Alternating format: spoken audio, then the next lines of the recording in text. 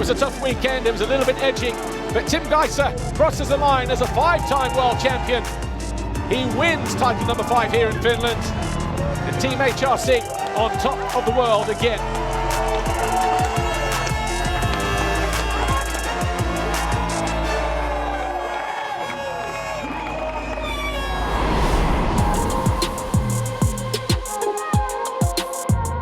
With just 2 rounds left of the 2022 FIM Motocross World Championship, we are back in Saint-Jean-d'Angely for the first time in 3 years. This is old school French motocross. With the hard-packed track presented on the hillside for the massed ranks of feverish fans. Tim Gajser arrives at Saint-Jean having wrapped up his 5th World Championship last week in Finland, and has now won 3 of the last 4 MXGP titles. Meanwhile, Monster Energy Yamaha made history by completing a blue wash of the podium places. In MX2, Tom Vialle has closed within 15 points of the red plate holder Jago Hits, and the Frenchman can look forward to a partisan crowd here. Will Vialle be roared to a 2nd French victory of the season? With the pressure off, will Gajser get back to winning ways? Let's find out at the MXGP of Charente Maritime.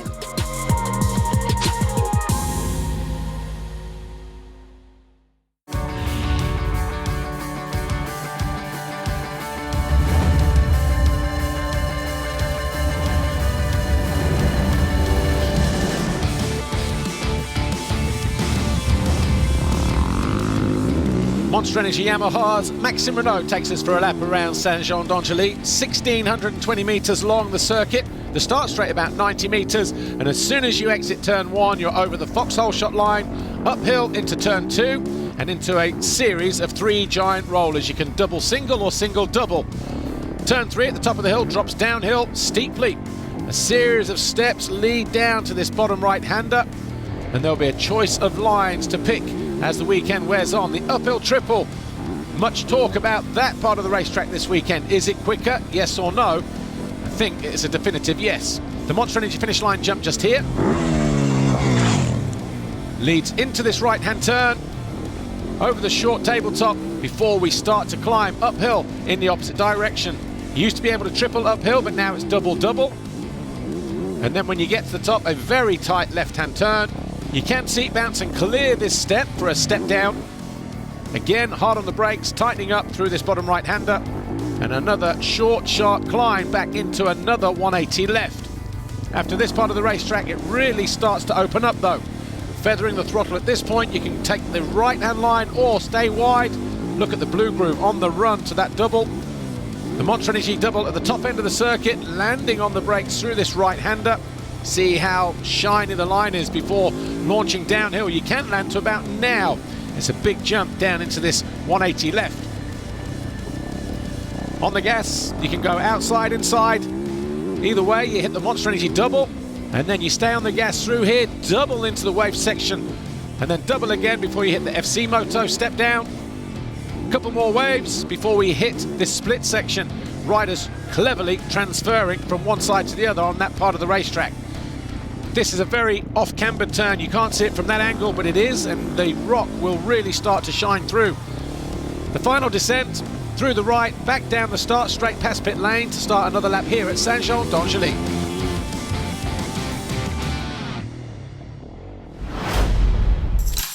Hello everybody and welcome back to Matterley Basin. It's race 2 for the EMX125 European Championships presented by FMF Racing. Last year I finished 1 time on the podium. I had a difficult season, but immediately when I jumped on the bike this winter on the Fantic, it was immediately a good feeling. Yeah, actually the first race went really good. Casbolt takes his first race win. He wins the race, he wins the overall. My teammate, Alexis Ferrari, he was the whole season 2nd, and he also took 1 time the red plate in Arco di Trento. Alexis Ferrari goes 1-1. He wins here in Trentino, his first ever round win. as the red plate does change hands. Eddie Hearn will deliver it not to Kaz Volk this week, but to Alexi Fueri, the new championship leader. Carlos Resules, who's second in the championship. But it's a win for Carlos Resules. Nothing in it, less than a second in the end, and all of a sudden you can see the frustration from Fury. I think these two were my biggest competitors. Hello everybody and welcome to Finland. It's the final round of the EMX 125 Championship presented by FMF Racing, round 9. And Kaz Volk, the Fantic Factory Maddie Racing rider, is more than within touching distance of taking the 125 European Championship crown. I didn't sleep so good last night. I also went in the race to just try to do my best. I only needed to score 3 points, but for sure I wanted to score more points. Your championship leader, Kaz Volk, can he win the championship at the first time of asking in race 1?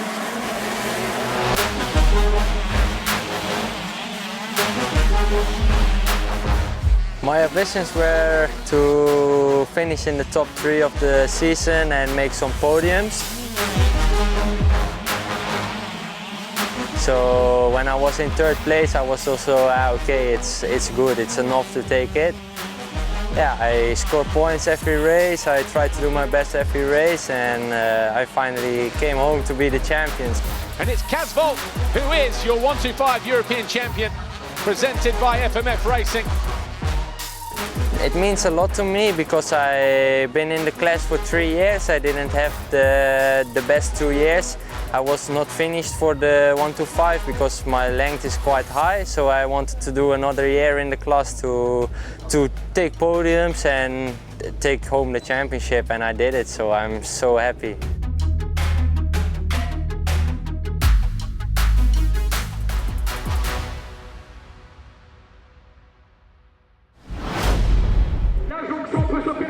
Premièrement, si vous le voulez, si vous êtes au rendez-vous, est-ce qu'il y a aujourd'hui parmi nous des supporters de l'équipe de France?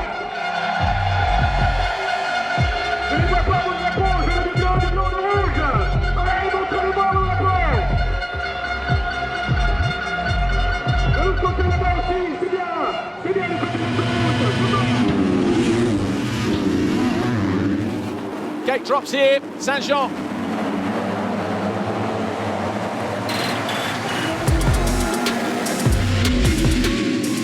Adamo tries to go deep around the outside, and Ryder's going down, Horgmo!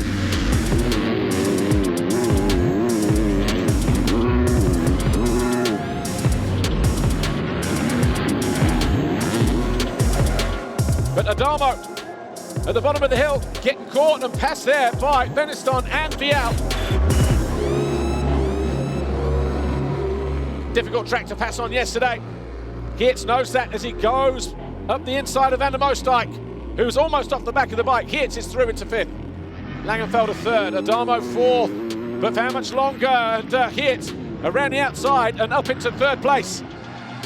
From 5th to 4th and then into 3rd in the space of a couple of corners. The Belgian has his main rival ahead of him at the end of the start straight. Should Vialle go and win all 4 races in the next 2 rounds, and Geerts goes 2nd in all 4 races in the next 2 rounds, that's only a 12-point gain.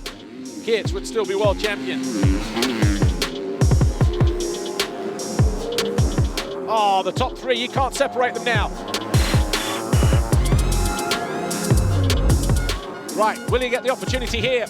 It's close. First time he shows a wheel to Vialle. Is he close enough here this time around to do anything about it? He gets up the inside and he gets pinched to the fence. Watch this. Kevin Horgmo and Kai de Wolf getting tied together. Puts the squeeze on him here and then he stalls it, and then guess what? Oh, hooks up on the foot peg, look, drags the bike down the hill. Beniston Vialle hits the back end. Oh, and he's offline. Tom Vialle, how did he save that?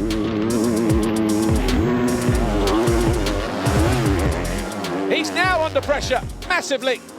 Did not need this going into the penultimate lap.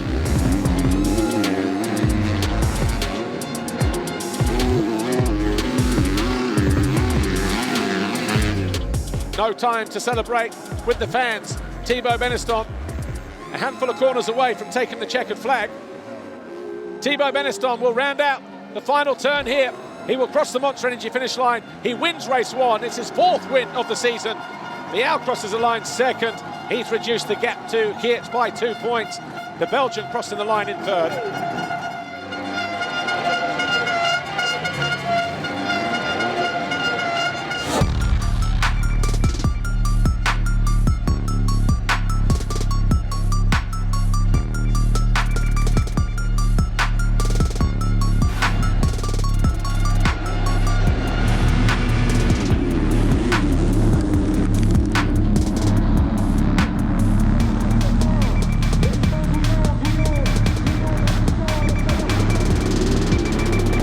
Who will it be that grabs that all-important foxhole shot?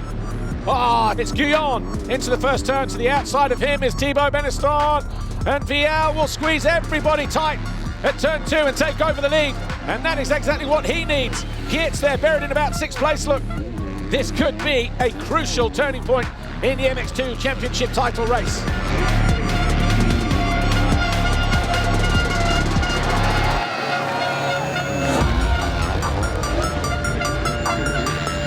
See the frustration there and mistakes from Geerts.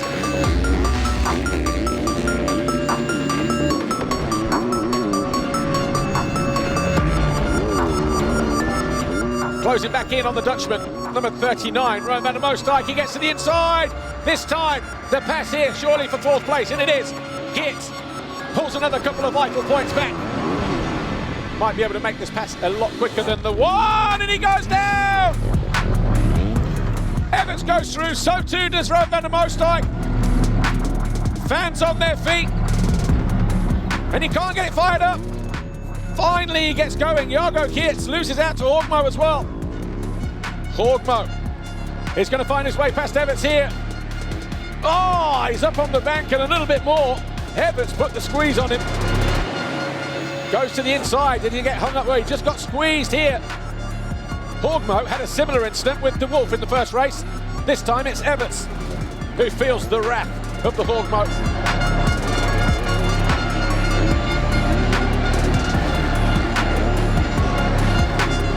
It has been a Vialle masterclass here at Saint-Jean today. But Tom Vialle, stand-up wheelie for the Red Bull KTM rider as he celebrates in front of the home fans.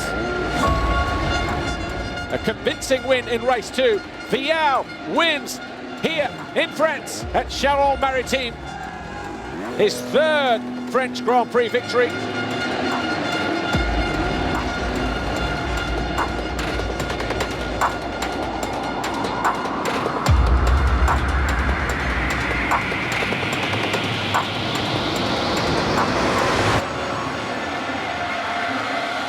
Jago Geerts, Monster Energy Yamaha, 3rd step of the podium with a 3rd and a 7th. 2nd overall, Thibaut Beneston, his Monster Energy Yamaha Factory MX2 teammate. Tom Vialle, Red Bull KTM Factory Racing on the top step at home for the 3rd time in his career.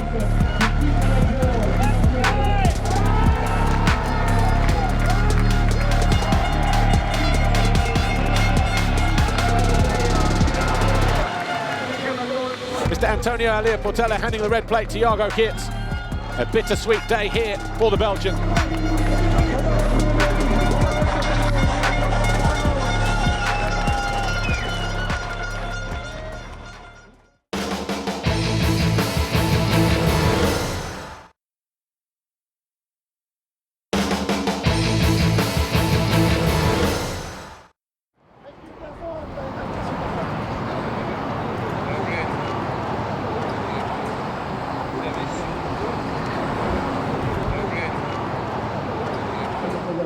Tout à fait, donc c'est aussi l'initiative.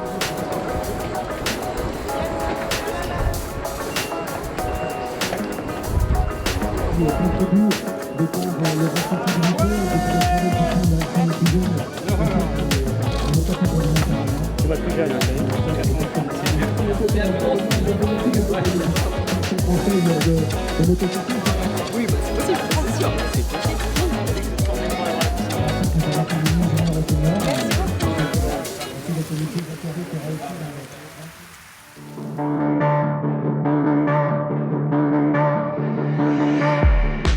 was nice to see Mitch come back at his best level. We've been waiting for him 1.5 years, and he didn't race for so long, so it was very difficult for him to come back. The day that I finally got to be back on my bike behind the line, man, that brought so much enjoyment, and yeah, huge smile to my face, and made me a lot more grateful to be at the races and get to do what I get to do. Sweden actually was the first weekend where I didn't have any pain in my wrist while I was riding. It was one of those weekends where I came off the bike and I felt like crying because I had forgot what it was like to enjoy riding without riding in pain. I am the type of rider who I know what I want with the bike, but I have trouble explaining it to everybody. Having my brother here has been a huge help to our program. The progress that we made in like 2 weeks of having him here is like, it took me 2 years to make that progress before.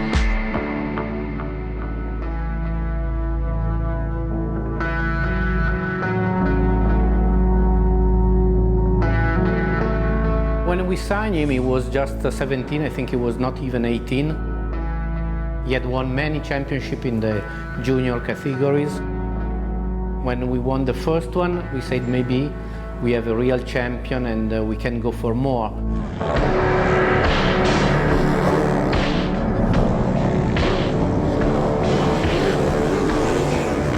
It motivates me a lot, you know, losing a championship last year. But I learned a lot.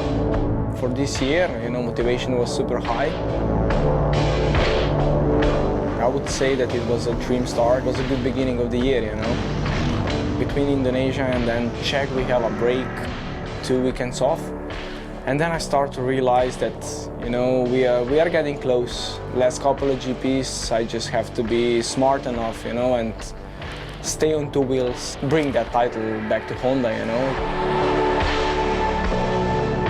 Last time I was, you know, like the Saturday before, you know, the race that I became a champion in 2020 or 19, I didn't sleep at all, you know. But this year was quite good, you know. I could take some good, important nap. When we arrived, we had a 115 points lead, so we were not overstressed about the result. It was a big relief, you know. It was incredible. Like I said so many times, to win 5-time World Championship, it's something, yeah, it's something big. Couldn't do it without my team around me.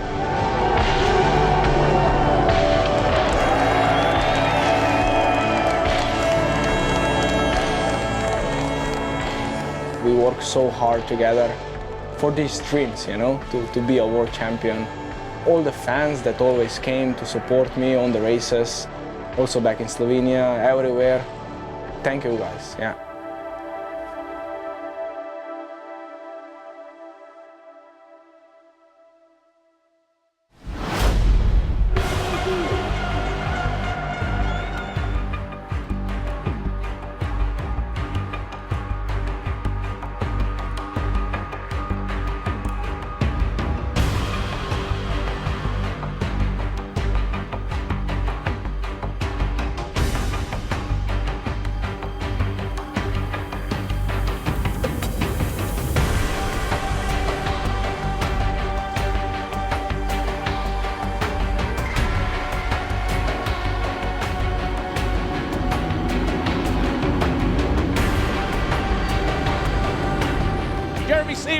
Over the foxhole shot line, ahead of everybody else for the 4th time this year.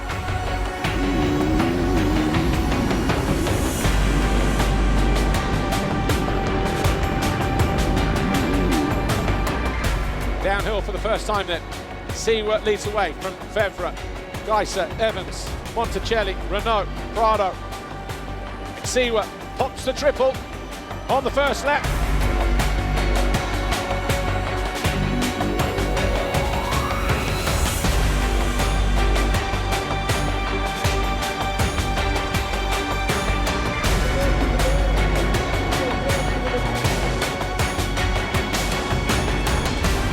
Gets to the outside here, commits as well. Great move that from Gajser.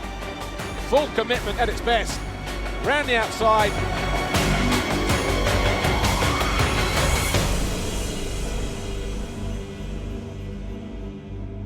Tiga on the rampage as he goes after the Smurf.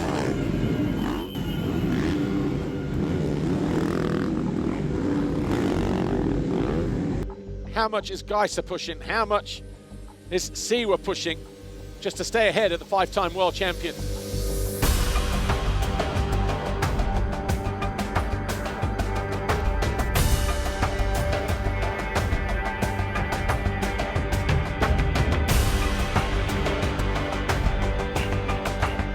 And he looks over the shoulder. He knows he's going to get caught napping. Koldenhoff goes through into 6th. And onto the home straight for the final time. Gajser looking to be a menace. This is how tight it is. We're 5 corners from the flag. And Gajser tries to get up the inside of Siwa. 3 seconds in 2 laps. He's close right in on the number 91. Jeremy Siwa will cruise downhill. He takes win number 1 here. Ahead of Tim Gajser. That's his 5th race win of the season, Jeremy Siwa.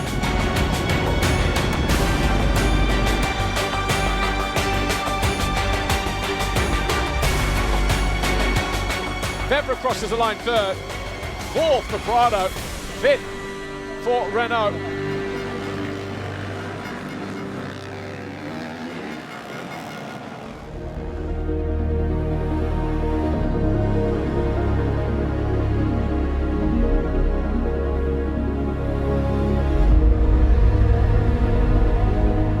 Jeremy Siwa has a 55-point advantage over his teammate Glenn Koldenhoff, and he finishes ahead of the Hoff today. 2nd place is nailed on for Siwa.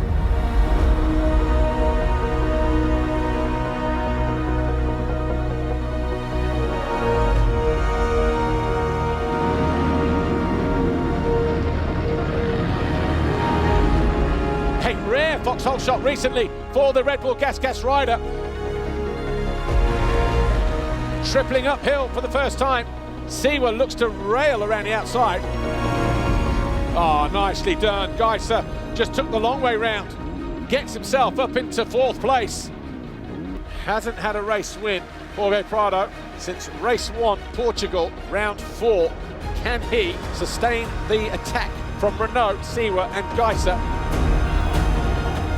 First 4 over the line, 2.6 seconds separating them. Wow.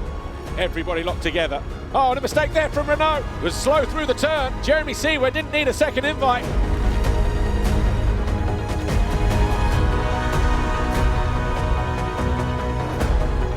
And Renault now also under pressure from Gajser.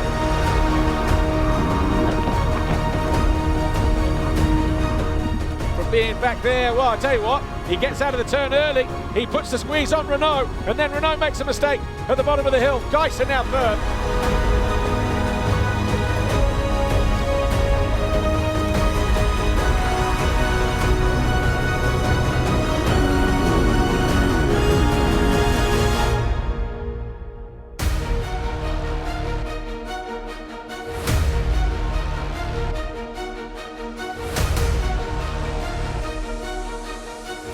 Slows it up, comes to an almost stop, and Siwa in trouble, and Gajser, well, he'll muscle his way down the inside if he can, and he does.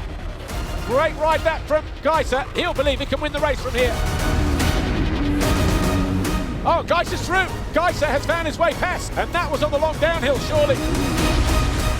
And Siwa goes through finally into 2nd. Sideways through the wave section. Wow. And Tim Gajser will cross the line. He will win race 2, and Gajser will win the Grand Prix. The overall Grand Prix belongs to Tim Gajser, a 2nd and a 1st. Jeremy Siwa, 2nd overall with a 1st and a 3rd. And Jorge Prado on the podium overall in the championship. Tim Gajser, of course, world champion. Jeremy Siwa now confirmed 2nd overall. Jorge Prado back up to 3rd.